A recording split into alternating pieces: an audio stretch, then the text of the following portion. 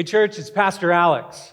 As you are likely aware, last Thursday evening, Governor Laura Kelly released her framework to begin to reopen business and commerce within our state. I want to give you a quick update on how that impacts us here at River City Church and what our plans are to resume our in-person gatherings.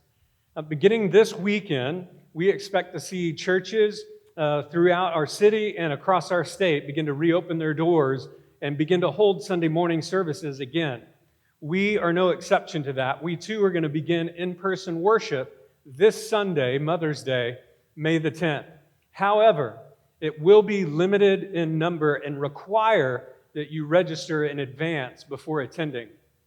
While we miss being together and are anxious to see everyone, we're taking a very measured and deliberate approach that's going to be phased in over the next several weeks and even perhaps months.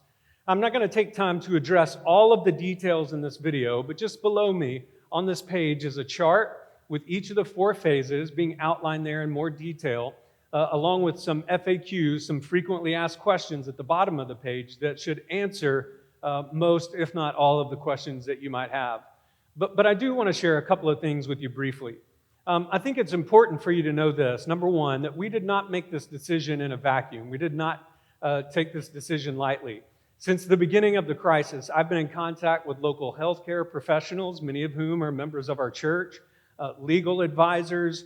I've been in regular communication with our ministry board, our denominational leadership, key ministry leaders and volunteers in our church, and of course our church staff. All that to say, we've spent a lot of time thinking and praying through and planning for this day.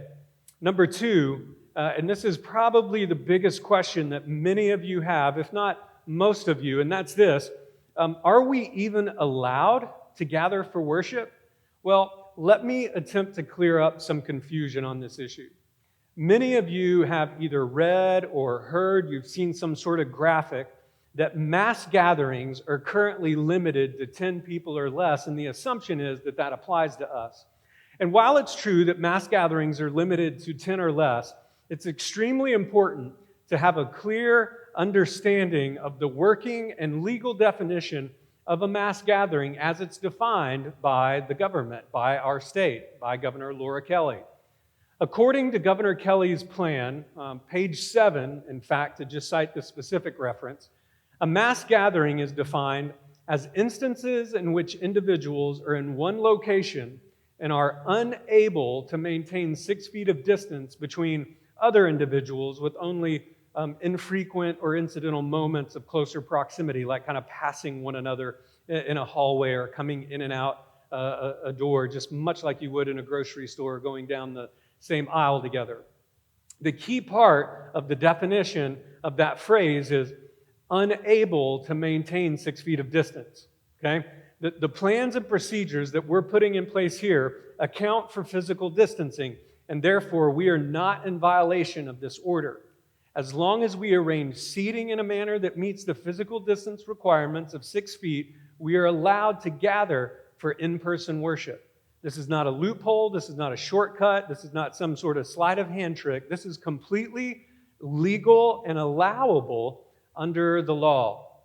Having said that, we believe it would be unwise to pretend like it's business as usual and just fling the doors wide open and let any and all come in. We know that it won't be business as usual. We know that some of you aren't even ready for that.